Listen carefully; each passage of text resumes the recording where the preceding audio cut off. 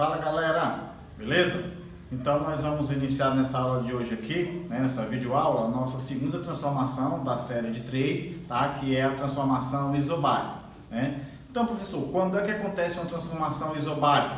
Bom, transformação isobárica acontece quando, nessa transformação, a pressão se mantém constante, tá? Variando apenas o volume e a temperatura, beleza? Então, isobárica quer dizer pressão constante, né? Variando apenas volume e temperatura. Vamos ver aqui no esboço que a gente fez aqui, ó. Eu tenho aqui uma situação inicial, tá?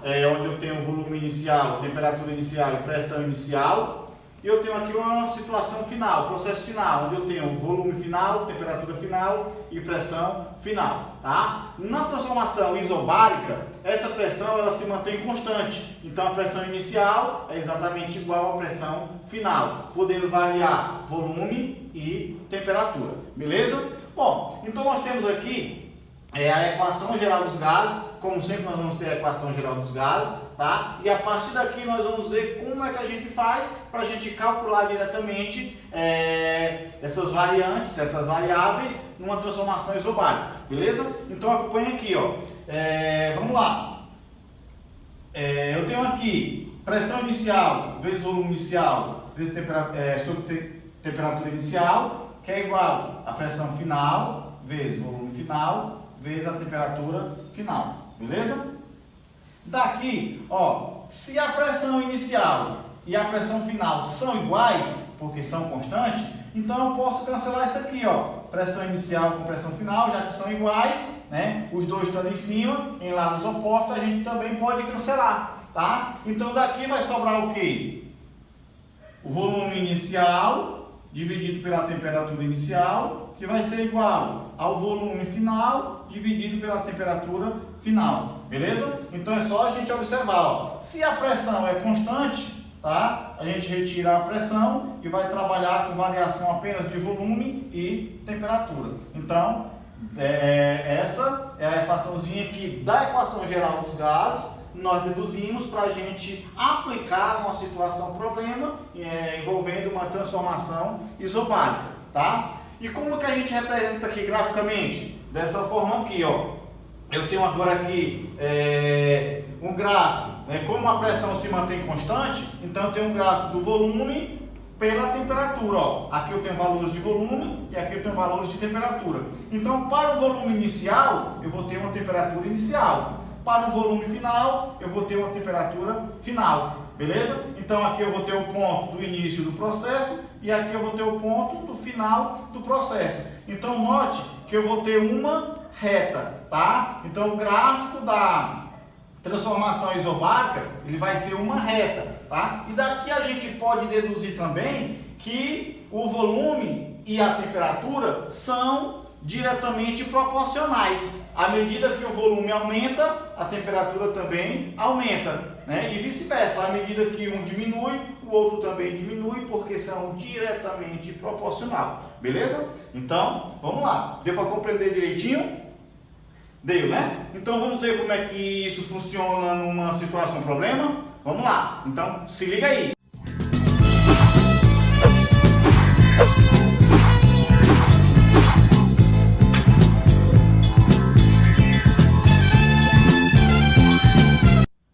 Beleza, galera, ó, nós temos aqui, né, o exercício de número 2, né, envolvendo aqui o processo de transformação isobárica. Então tem o seguinte: um gás ocupa um volume de 3,0 litros a temperatura de 200 Kelvin.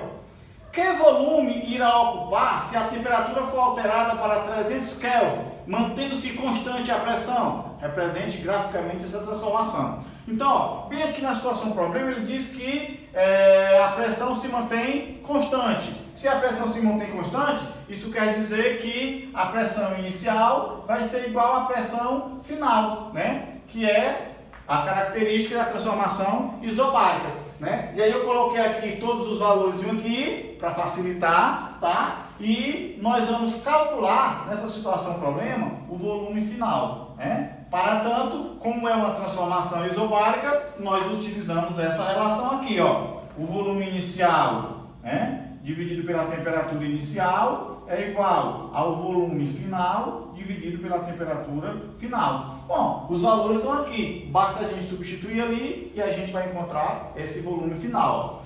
O volume inicial, 3. Então, no lugar do volume inicial, eu coloco 3. Tá? 3,03 é a mesma coisa. A temperatura inicial, 200. Bom, então, aqui eu coloco 200. E vai ser igual. O volume final, que é o que eu vou procurar, então eu repito a variável. E a temperatura final, que é 300 Kelvin. Então, aqui eu ponho 300. Tá? Bom, para facilitar, a gente procura sempre meios de facilitar. Eu posso cancelar esse 2 zero com esses dois aqui, ó. Sobrou aqui 3 e aqui sobra 2. Aí esse multiplica esse e esse multiplica esse. 2 vezes VF fica 2 VF. E vai ser igual, aqui sobrou 3, 3 vezes 3, 9. Logo, o volume final vai ser igual a 9 dividido por 2, né? Então, o volume final vai ser igual a 9 dividido por 2, 4,5. Tá? O volume é dado em litro. Então, o volume final nessa transformação é de 4,5 litros. Tá? Bom, mas agora nós vamos representar graficamente essa transformação. E aí eu vou ter o quê? Aqui não é pressão, né? Eu vou ter, também não é volume. Tá? Eu vou ter um gráfico do volume pela temperatura, só lembrando que a temperatura será sempre em Kelvin, né? O volume pode ser litro, pode ser metro cúbico, mas a temperatura tem que ser sempre em Kelvin. E aí eu vou representar graficamente da seguinte forma, ó. Eu tenho o volume inicial, vou colocar bem aqui, 3, tá? Que corresponde a uma temperatura de 200 Kelvin, temperatura inicial de 200 Kelvin. Vou botar bem aqui, 200, né? E aí aqui eu vou ter graficamente o ponto inicial, tá? Nós encontramos o volume final, que é 4,5, maior do que 3, então vai ficar mais ou menos aqui, ó, 4,5, tá? E para esse volume final corresponde à temperatura final de 300, que também é maior que 200. Então deve ficar mais ou menos aqui, tá? 300. E aí, graficamente, né, no plano cartesiano, fica aqui o pontozinho final, tá? Como o gráfico vai ser sempre uma reta, então você liga aqui o ponto inicial ao ponto final, beleza? Então aqui representa graficamente, né, essa transformação isobárica, beleza? Deu para aprender direitinho aí? Espero que sim, né? Então, compartilha aí com os seus colegas para que eles também possam aprender, né? E deixa lá o seu like ou o seu comentário, beleza? Então, até a próxima.